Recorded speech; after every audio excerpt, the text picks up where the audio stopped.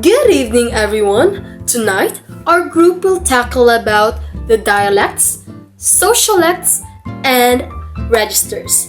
I am Hannah Lalisan, your first reporter, and I will talk about the difference between dialect and a language.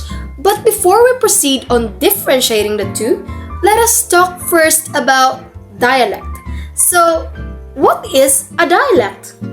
So, a dialect is generally defined as versions of a single language that are mutually intelligible, but they differ in systematic ways from each other. So, basically, dialect is a variation. Take note, variation of a language that is spoken by a particular group of people. So this variation can be based on geography, social class, ethnicity, or even profession. So to further understand what dialect is, let us talk about its characteristics. So we have here 3 characteristics of a dialect. First, a dialect is a regional variety of a standard form, meaning a dialect became an original variation from which a standard form can emerge over time due to regional separations and social factors. For example, the Cebuano language from Visayas and Mindanao. Although they emerged from the same language, they have different distinctions since both dialects became an original and unique variations due to geographical separation and social factors. Next we have is utterance of a dialect is unique. So dialects are unique because of their special blend. They mix vocabulary, pronunciation, and grammar in ways that it sets them apart. This is influenced by local history, culture, and even other languages spoken nearby. It is tied to your identity, making it a way to express where you're from and who you are. Same lang din ito sa example ko earlier, which is yung Bisaya from Visayas and ang Bisaya from Mindanao. So although they came from the same language, may distinction gihapon sila when it comes to utterance and their vocabulary. For example, ang slipped, Bisaya sa slipped sa Visayas is nadakdak, while ang Bisaya sa slipped sa Mindanao is na-slide. So you see their difference when it comes to their grammar and vocabulary. So that's why the utterance of a dialect is unique. Lastly, dialect can be varied from geographical area to area. So dialects may vary across geography. As distance acts as barrier, it causes the communities to develop unique words, pronunciations, and even grammar over time. Ayun na nga, so connected lang silang lahat, yung tatlong characteristics. So due to their geographical separations, nagkakaroon ng distinctions ang dialect ng isang language, whether pronunciation, grammar, and its meaning. Before we proceed on their differences, let us talk about the similarities between dialect and language. So, first, languages and dialects are both equally valid forms of communication from a linguistic standpoint. Why? This is because the primary function of a language is to convey information. So, if a language or dialect is understood by its speakers or audience, then it is successful. Second, language and dialect are both often tied to a specific culture or cultures. It is because since the language or dialect used has influenced or affected the culture and vice versa. Therefore, it can be said that language and culture have a very close relationship. So, through language of the person, you can also easily tell the background of the speaker since culture and language or dialect has a very close relationship with each other. So now let us proceed on the differences between language and dialect. So first we have language is a broad and systematic means of communication that is used by a particular community or country, while dialect is a regional or social variation of a language. So basically think of it as the language as a mother and dialect as its anak, or dialect is the variation while language is the standard form. Second is a dialect is usually spoken. Why? Because it often features its distinct features such as the unique grammatical structures, vocabulary, and pronunciations that differentiate it from other variations of the same language. While languages have structured written rules, which are composed of sounds, words, and grammatical rules within any given language.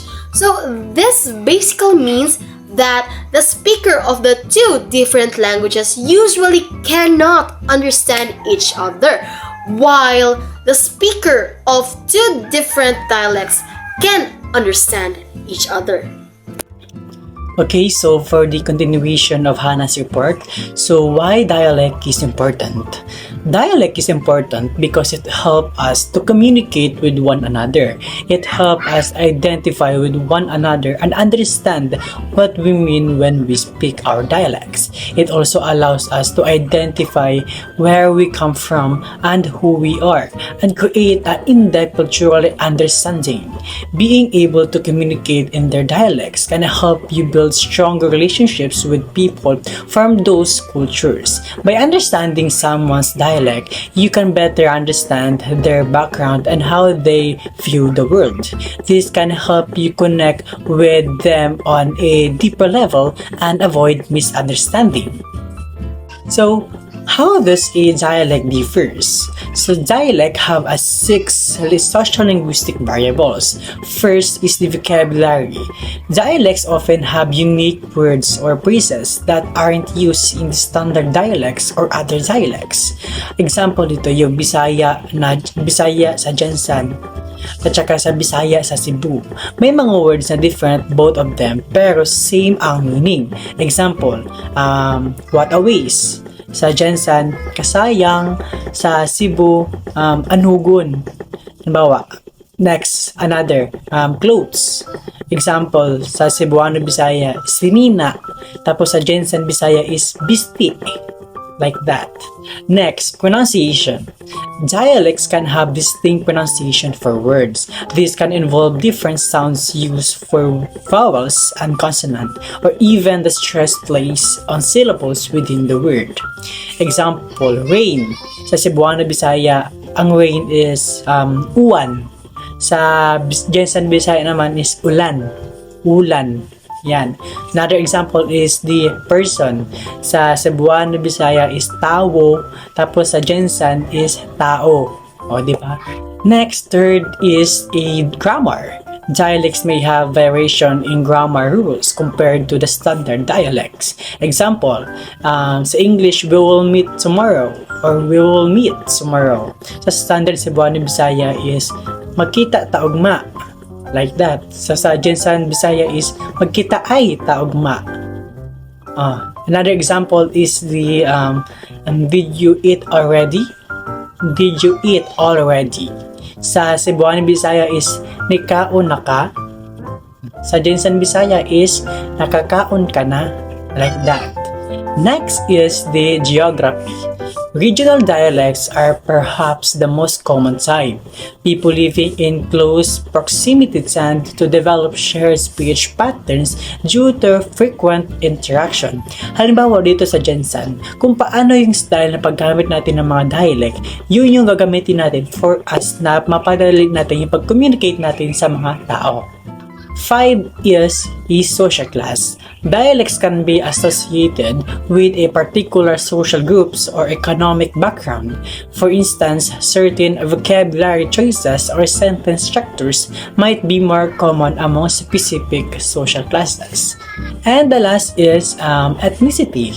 Ethnic dialects can be linked to a particular ethnic group or heritage. These dialects may incorporate words or grammatical structures from the group's ancestral language. Halimbawa dito yung mga dialect ng mga Blaan, mga Maranao, or Tiboli na kahit hanggang ngayon ay ginagamit pa rin nila yung mga dialects na yon na galing pa sa kanilang mga ninuno. In summary, while both languages and dialects are systems of communication, they differ in scope and mutual intelligibility. Languages are distinct and speakers often cannot understand each other, while dialects are variations within a language that speakers can generally understand. Dialects reflect geographical areas, social groups, ethnicity, or even professions. They offer a unique blend of vocabulary, pronunciation, and grammar that contribute to cultural identity and understanding. Recognizing these differences foster appreciation for linguistic diversity and the social factors that influence language. According to Nordquist, a speech community is a concept used by sociolinguistics to describe a community or group of individuals who interact and communicate with each other using a shared linguistic patterns, norms, and practices. These shared linguistic features can include vocabulary, grammar, pronunciation, and usage conventions. Members of a same speech community interact regularly and recognize each other as speakers of the same language variety or dialect. They also share rules for how to conduct or interpret conversations of at least one variety of language or dialect. This includes understanding context-specific meaning, politeness norms, and appropriate ways to express various social functions, just like greetings to people, apologizing, or asking or making requests. In Cebu, people primarily speak Cebuano. Within the Cebuano speech community, there are shared norms for how to greet someone, how to express gratitude, or how to show respect. These norms may differ significantly from those in other speech communities. However, it is important to remember that people who speak the same language are not always members of the same speech community. This means that speaking the same language does not automatically make people part of the same speech community. This distinction arises because language use is heavily influenced by social, cultural, and contextual factors. Consider an English speakers in different parts of the world. An English speaker in the United States might use different vocabulary, idioms, cultural references, and pronunciation compared to an English speaker in the United Kingdom and Australia. Although they all speak English, but they all belong to a different speech communities due to the differences of cultural norms, pronunciation, and regional slang. For instance, the word biscuit. It refers to a type of pastry or bread in American English, while in British it is called cookie. These differences illustrates how the same language can vary significantly across speech community. Speech communities are shaped and defined by shared social, cultural, and demographic factors rather than just being limited by geographical boundaries. These factors include common interests, cultural practices, socioeconomic status, age, gender, and educational level. The shared experiences and norms within these groups help define their unique linguistic practices. In our countries, there are various speech communities that go beyond geographical boundaries. For instance, the LGBTQIA+ community, specifically the gay people, have their own set of language which is called gay lingo. These speech communities is defined by cultural and social factors rather than by a specific location. Similarly, the youth in urban areas like in Quezon City or in Makati City may have their own slang and communication styles, which is influenced by pop culture and social media, which creates distinct speech communities within the larger urban areas. They can also exist within specific regions or extend across areas transcending geographical limits. They can be found in neighborhood, cities, or countries. Within a particular region, such as neighborhood, a city, speech communities is formed based on local cultural practices and social interactions. For example, the Maguindanaon speaking community in Maasim shares a distinct set of linguistic norms and practices that differ from those in other parts of Sarangani or other parts of the country. But it can also form among people who share commonalities despite being spread out geographically, such as online communities. Social media and online forum enable the formation of speech community that span across the globe. Filipino gamers, for instance, may create an online speech communities with its own jargon and communication styles, which is influenced by gaming culture and social interactions. The community isn't confined to one geographical location, but it is united by shared interests and activities. According to Telfpedia website, speech communities has key characteristics. The first one is language variations. There may be variations within a speech community just like in language use, including dialects, accents, vocabulary choices, and speech patterns. There are variations often reflect social factors such as age, social gender, ethnicity, socioeconomic status, and educational attainment, which help shape their distinct linguistic patterns. Second is shared linguistic norms. Members of a speech community adhere to shared linguistic norms, which are the accepted rules and conventions for language use within the community. These norms govern aspects such as pronunciation, grammar, lexis, and style. For example, the gay lingo, which I also mentioned earlier. It follows specific norms and patterns unique to the community only, which includes playful alterations of standard Tagalog words, creating a distinctive in-group language. The third one is mutual intelligibility. The members of a speech community can generally understand and communicate with each other even if they exhibit slight variations in their language use. Mutual intelligibility is crucial for effective communication within the community. Different provinces in Mindanao have various dialects of Maguindanaon, like the Maguindanaon of Sarangani and Maguindanaon of Palimbang. Despite variations in pronunciation and vocabulary, speakers from these different provinces can usually understand each other due to the mutual intelligibility of their dialect. The fourth one is social identity. Being part of a speech community contributes to an individual's social identity. Language is a powerful marker of group membership, and the shared language and communication practices within a community help to reinforce social bonds and a sense of belonging. For the Maranao speaking community in Marawi, speaking Maranao is a significant part of their cultural identity. So this shared language sets them apart from other Filipino groups and strengthens their sense of community and heritage. The last one is language change. So speech communities plays a vital role in language change and evolution. Over time, the language spoken within a community can develop new vocabulary, grammatical structures, and pronunciation patterns influenced by internal and external factors.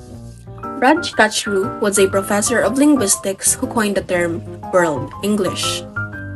The global spread of English has led to the development of many varieties of English, such as Canadian English and Indian English, which have developed to meet the linguistic needs of those populations. These varieties of English, called World Englishes, are slightly different from each other in word choice, grammar, semantics, etc. Yet, they can all be understood by English speakers. So, Kachru's three concentric circle model represents the types of spread, patterns of acquisition, and the functional domains in which English is used across cultures and languages. The three concentric circles consist of the inner circle, the outer circle, and the expanding circle. The inner circle consists of countries that are traditional bases of English.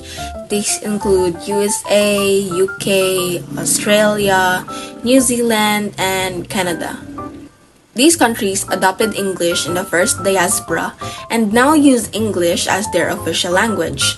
In these countries, English is the most dominant language, and most of the population are native English speakers. For example, in the United States, English serves as the official language and is used in the government, education, media, and daily communication. Similarly, in Australia, English is not only the medium of instruction in schools, but also the language of business and government. So, these countries are considered to be norm-providing, meaning they set the standards and traditions for the English language. The Oxford English Dictionary, for instance, is a product of the inner circle, establishing norms for spelling, pronunciation, and usage. Next is the outer circle. So the outer circle consists of countries that have their own native language, but English still holds importance in certain domains. Examples in business, trade, or in social context. So the outer circle consists of countries that adopted English in the second diaspora or are former colonies of the British Empire. They include India, Nigeria, Pakistan, Philippines, and Egypt. So in India, English serves as a second language and is often used in education, government, and the legal system. It acts as a lingua franca among the diverse linguistic communities within the country. So similarly, in Nigeria, English is the official language used in government, education, and the media, despite the presence of numerous indigenous languages. So these countries are norm developing, meaning that they take the norms set by inner circle countries and adapt them further. Indian English, for instance, has developed unique features such as the use of prepon to reschedule an earlier date and specific pronunciation patterns influenced by local languages. Last is the expanding circle. So the expanding circle consists of all the other countries in the world. So countries in the expanding circle speak their own native language, and English does not hold that much importance in social, historical, or official context. Examples of countries in the outer circle include China, Russia, Brazil, Japan, and many more.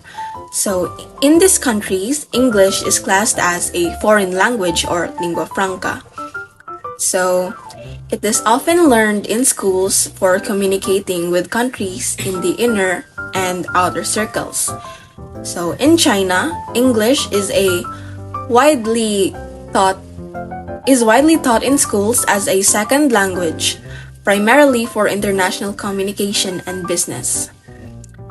English proficiency is often seen as a valuable skill for economic opportunities.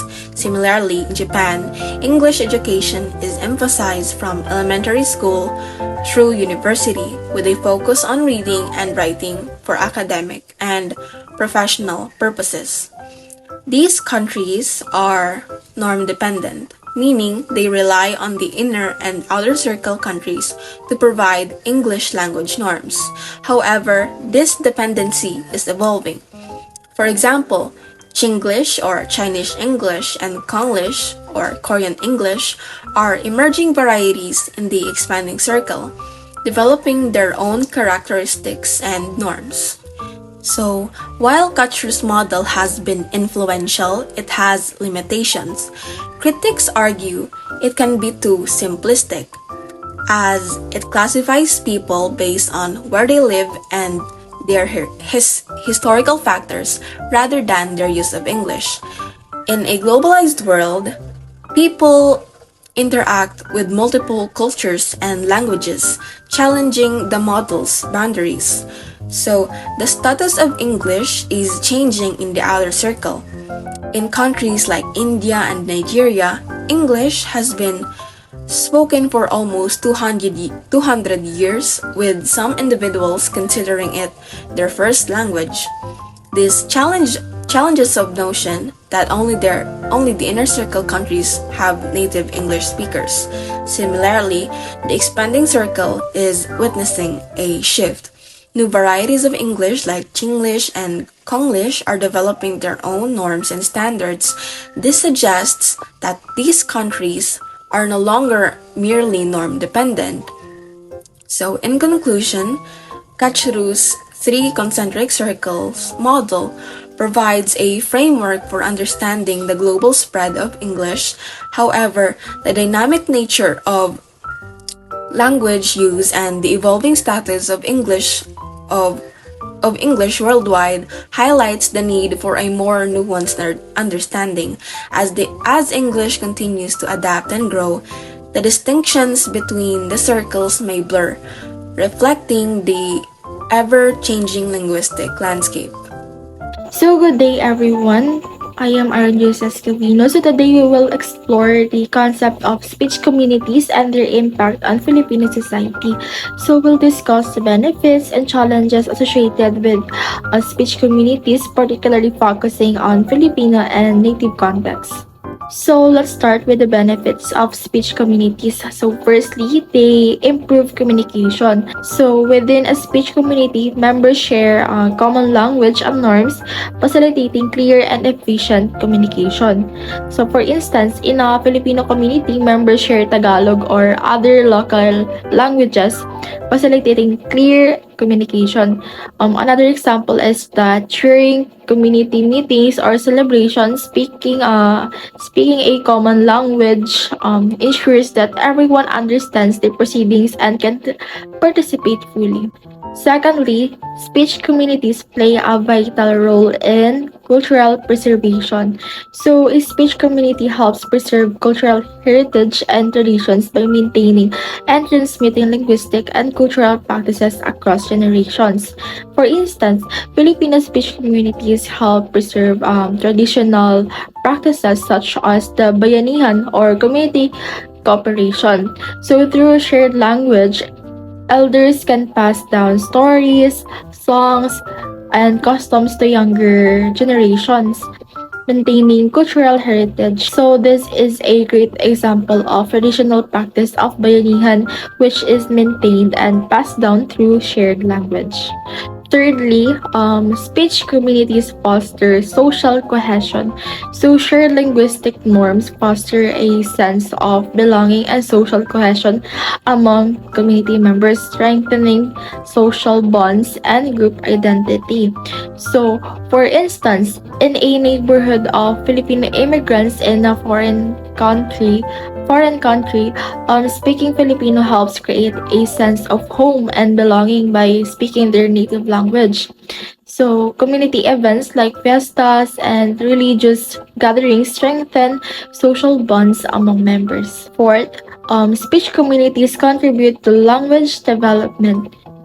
So, interaction within a speech community promotes language development and innovation, leading to the evolution of new words, expressions, and linguistic structures. So, for example, Filipino online communities on social media platforms contribute to the evolution of the language by coining new terms and expressions such as lodi or idol and verpa or power. So these innovations keep the language vibrant and relevant. So finally, speech communities provide educational benefits.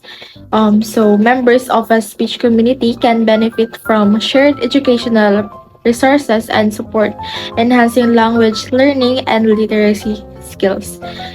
Now, for example, in areas with a high concentration of Filipinos, local schools might offer bilingual education programs in Filipino and English. So this approach helps students maintain their native language while acquiring proficiency in English, supporting better overall educational outcomes. So we already talked about the benefits or advantages of speech communities. However, there are also disadvantages when speech communities are not utilized properly. So marginalization and exclusion can occur also. So misusing the concept of a speech community can lead to exclusion of individuals who do not conform to the dominant linguistic norms, marginalizing non-native speakers or those with different dialects. So, for example, in a predominantly Tagalog speaking area, a Filipino who speaks our regional language like Cebuano might feel excluded if community events and services only use Tagalog. So, this can marginalize non-Tagalog speakers and limit their participation. So, second is communication barriers can arise, especially in multinational workplaces where Filipino foreigners insist on using only Filipinos, leading to misunderstanding. So, if linguistic diversity within a speech community is not respected, communication barriers may arise, hindering mutual understanding and effective interaction. So let's say, for example, when Filipino foreigners in a multinational workplace insist on using Filipino in all interactions, it can create barriers with non-Filipino colleagues, leading to misunderstandings and reduced collaboration. Third is prejudice and stereotyping.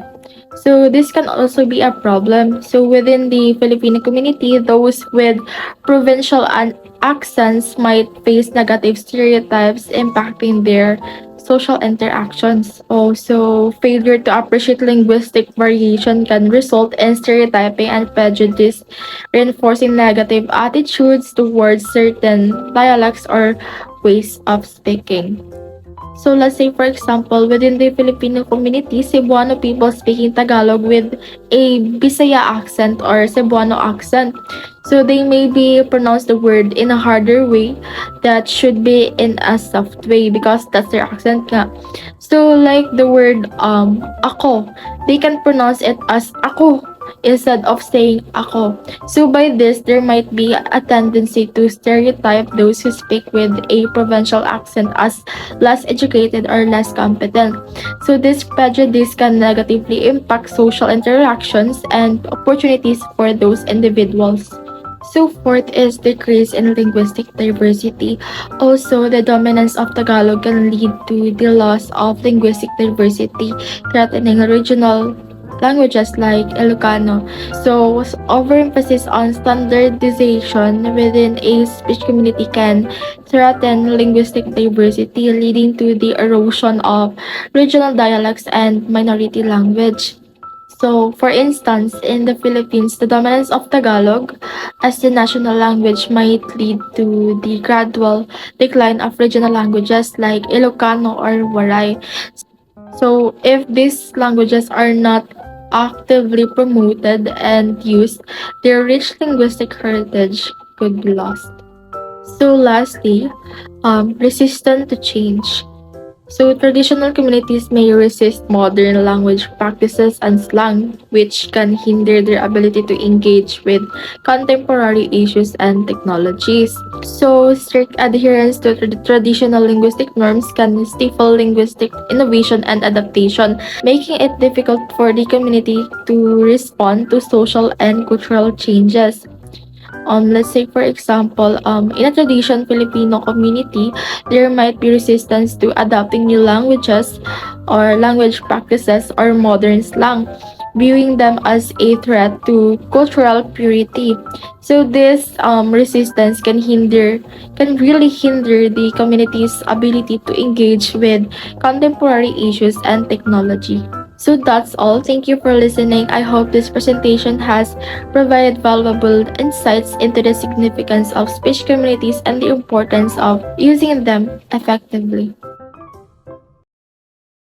Now let's proceed to language register. Language register, or also known as linguistic register or speech register, describes the way a person speaks in relation to their audience. For example, if your audience are those panel members or professional ones, your level of formality is higher kumpara sa kung kausap mo lang yung mga kaibigan mo. It's because you're dealing with professional people. So you will be using formal register, which we will be talking about deeply later on the next slides. Any type of spoken or written communication uses a language register because register is a type of linguistic variation.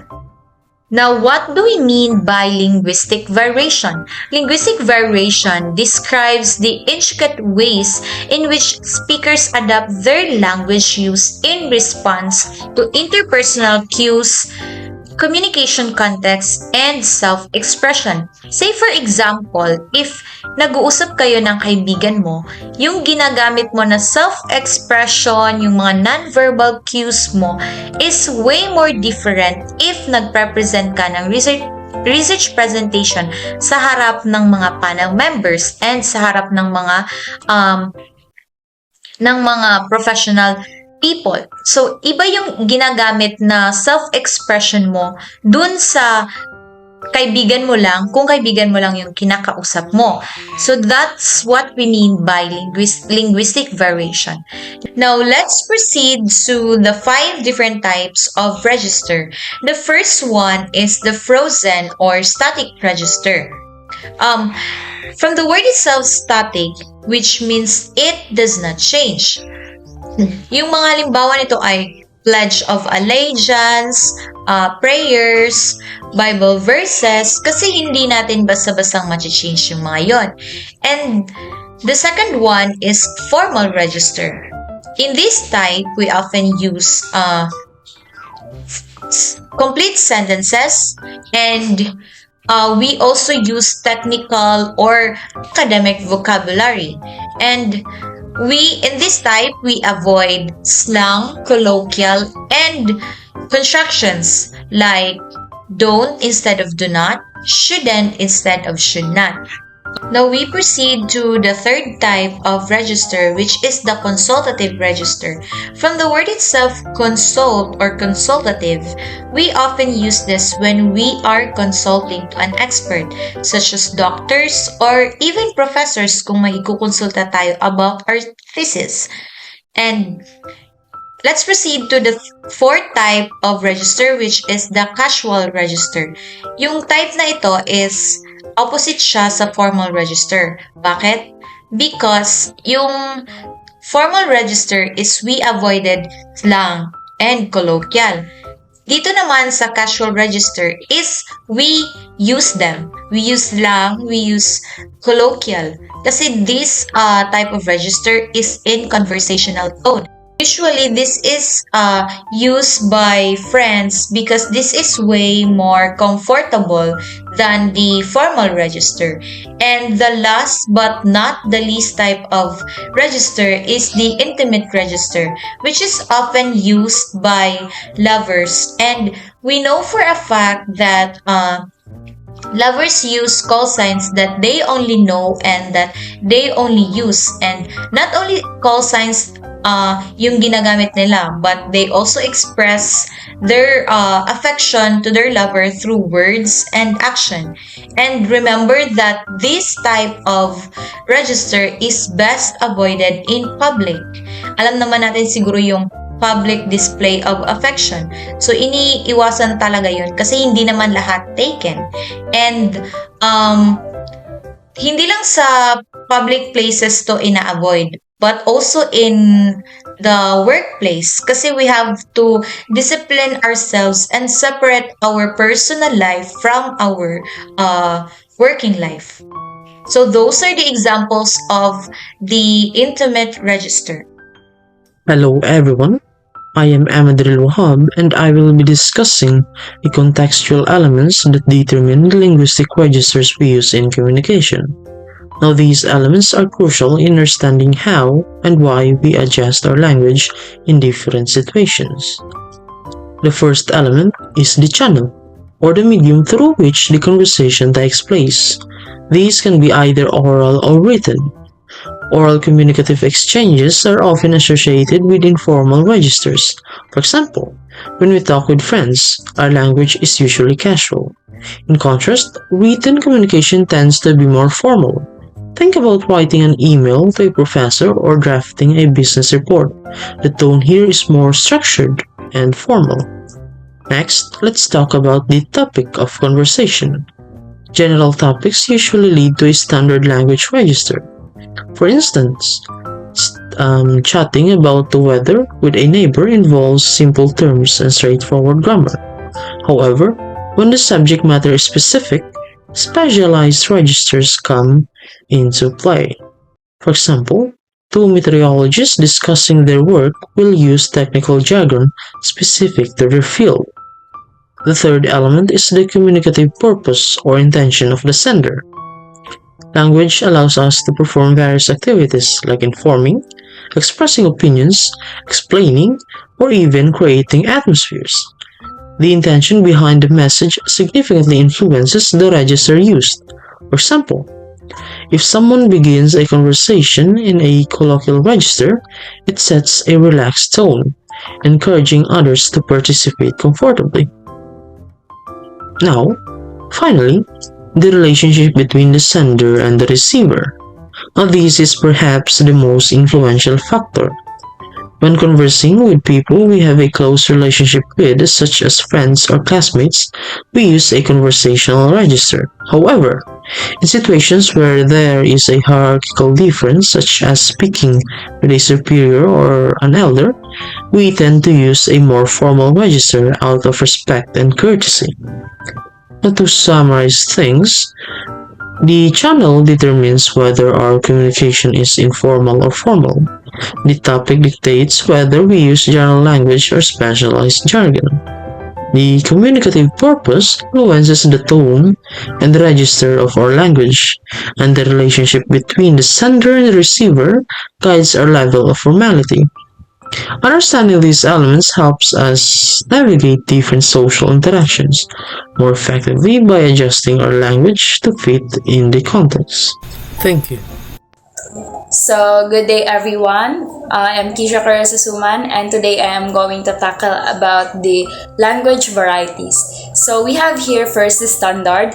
For the non-linguist, a language's standard form is one that conforms to all of its grammatical conventions and structural elements. Next is we have here the jargon. This is a specialized form of language with the vocabulary that is associated with a particular discipline such as law or medicine. We have here the colloquial. This is the terminology that one would use in daily conversation. It is not nearly as informal as slang expressions, but it is less formal than standard language. In formal settings, it is inappropriate to use. We have the slang. This is a word or an expression that has been made up or that has taken on a new meaning and is quite popular within certain social or age groups. The words are very often inappropriate for a formal context. We have here the dialect. These refer to the variety of language common to a particular speech community. We have here the patois. This refers to a geographical dialect which differs from the standard language spoken in a given country. And last but definitely not the least, we have here the Creole. Children acquire this as their first language, a pidgin that has evolved into the native tongue of a speech community. So hello everyone, my name is Sophia Abad Alimudin and I am the next reporter and I'm going to talk about social class. So as we all know, in all human endeavors, every individual differs from the way they speak and the way they use language. Some because of the country they belong with and some because of the groups they associate themselves with. And for instance naman, men and women differ biologically mainly because of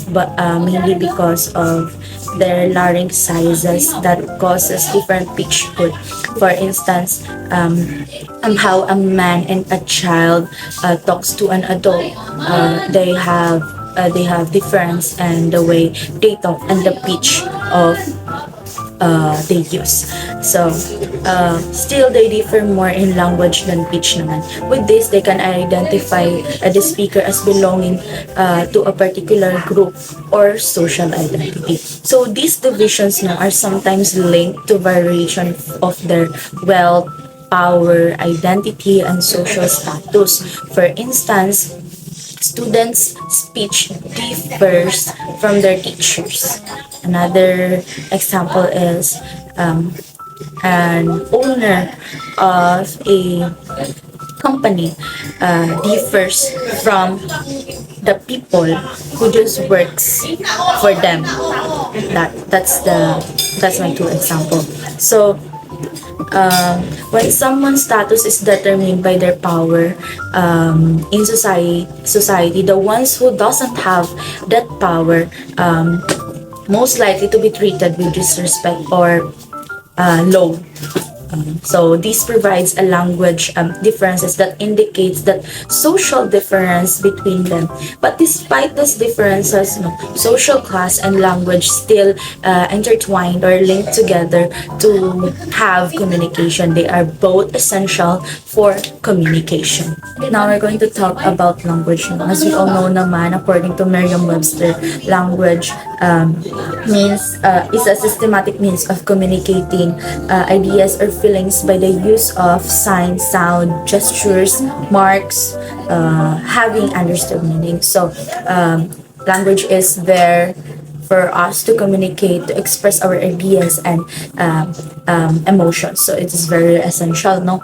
And I have come across this. I have come across while researching, many definitions of language, but isang tao lang talaga yung pumuka ng attention ko, which is Henry Sweet, an English phonetician and language scholar, stated, language is the expression of ideas using speech sounds combined into words. Words are combined into sentences, and this combination answering that of ideas into thoughts. It is true naman, no, because as language, as we produce sounds, nakakagawa tayo ng words, and that words, kaya pa natin siyang gawin into phrases into sentence, and sentence into a paragraph to express more of what we think.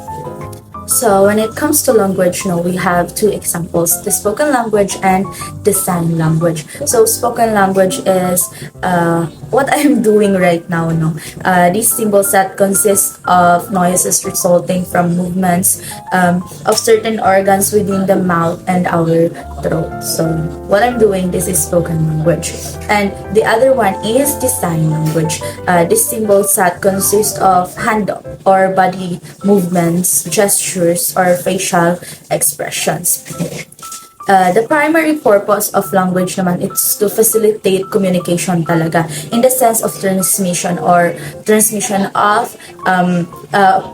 information from one person to another person. So Among this is the use of language to express a national identity, no, and our local identity. Good day, everyone. I am Marjorie Cloma, and today I'd like to discuss or to delve into the concept of social class, a system that categorizes people in society based on their economic and social status. So let's start first by defining what is social class. So, social class divides society based on economic and social status. People in the same class share similar wealth, education, job types, and income levels. This is according to Thompson. So, take note of the two highlighted words here, the economic and social status. So, I know that you are all very familiar with these two words, but I'll just be giving you the simple explanation to these two terms. Economic status, that is how much money or wealth people have. And yung social status naman, this refers to the position or the rank of an individual or group within a society. So it shows where you stand compared to others. There is also another aspect that is important in social class na hindi na-mention sa PPT. And that is, social class defines an individual or a group's standard of living and life prospects. So, yung standard of living, yan yung kung gaano ka komportable or ka-healthy yung life mo. And the life prospects naman is the opportunities and yung potential mo for the future. So, the idea here is that the higher the social class, the higher your standard of living, and the higher your life prospects. So let's proceed now to how is social class measured. Social class can be measured with these two methods, the objective method and subjective method. So let's start first with the objective method. There are words that are connected to objective method. We have here education, occupation, income, and wealth. So to explain it simply, objective method looks at measurable factors like how much money people can make, their level of education, what kind of jobs do they have, and how much wealth do they possess. So, for example, Grace Smith, yung income niya is 100,000 pesos per year. And yung level of education niya, PhD in education, and yung job naman niya is professor siya sa MSU. So, based on the objective method, Grace would be classified as upper class because of her high income, her advanced degree, and her prestigious job title. So, let's now proceed sa subjective method. We have here words that are connected sa subjective method, perception, and self-identification. So the subjective method looks at how people see themselves and their social status. So instead of looking at measurable things like income or occupation, it considers people's own views and feelings about their place in society. So, again, another example, si Hilary Reyes. Her income is 35,000 pesos per year. Her educational level naman is high school diploma. And yung occupation niya, retail store manager. Yung wealth niya, she rents an apartment and she has modest savings. Pero, yung values niya in life, she emphasizes the importance of hard work and kindness, and yung lifestyle niya, she participates in community events and like yung mga clean-up drive and maintains a stable household. So, based on the subjective method, Hillary identifies as middle class due to her values, lifestyle, and social interaction even though her income and occupation might traditionally place her in the working class. So, her sense of belonging and self-identification with the middle class are the key factors in this classification. Now, according to the Philippine Institute for Development Studies, or PIDS, there are 3 primary social classes, and in every classes may subclasses pa yan. So, meron dito low income class na may subclass pa, middle income class, and high income class. So, they are defined by the monthly income brackets. So, dito sa low income class, yung subclasses niya is poor, low income but not poor, and lower middle.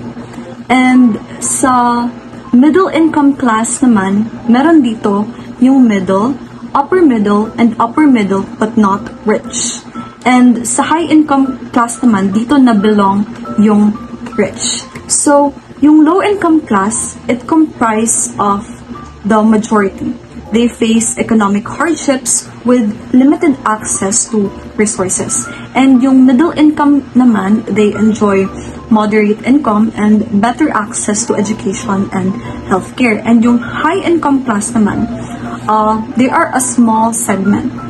They possess a great wealth and significant influence. So, these income brackets help to categorize the population for economic and policy analysis.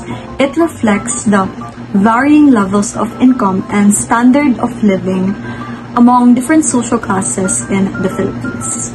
But at the end of the day, we shouldn't let social class define us completely. While social class can influence opportunities, resources, and how others perceive us, it is important to recognize that it's just one aspect of who we are. And that is all of my report. Thank you for listening and have a great day.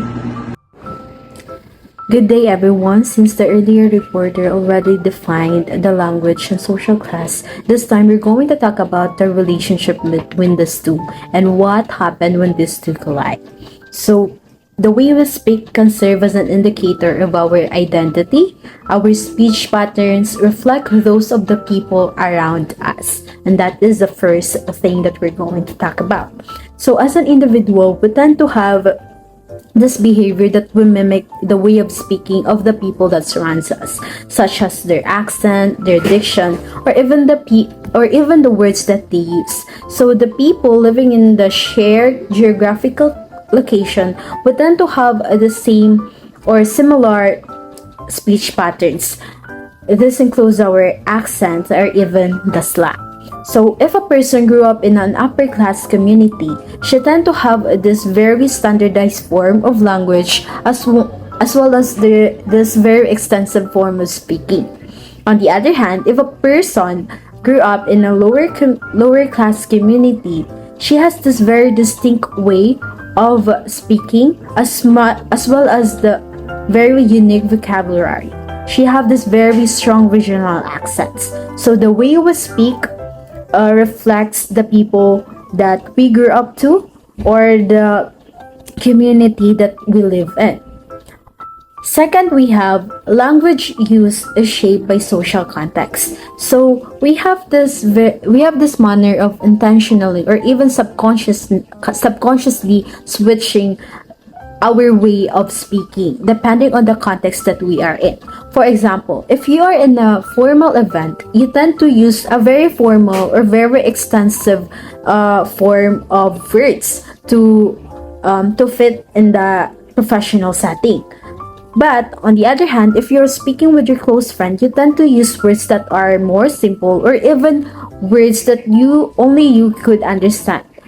As we move between academic, professional, personal setting, our language adapts accordingly. And that is language use is shaped by social context. How we speak often reflects our social class, and this can influence how others perceive us.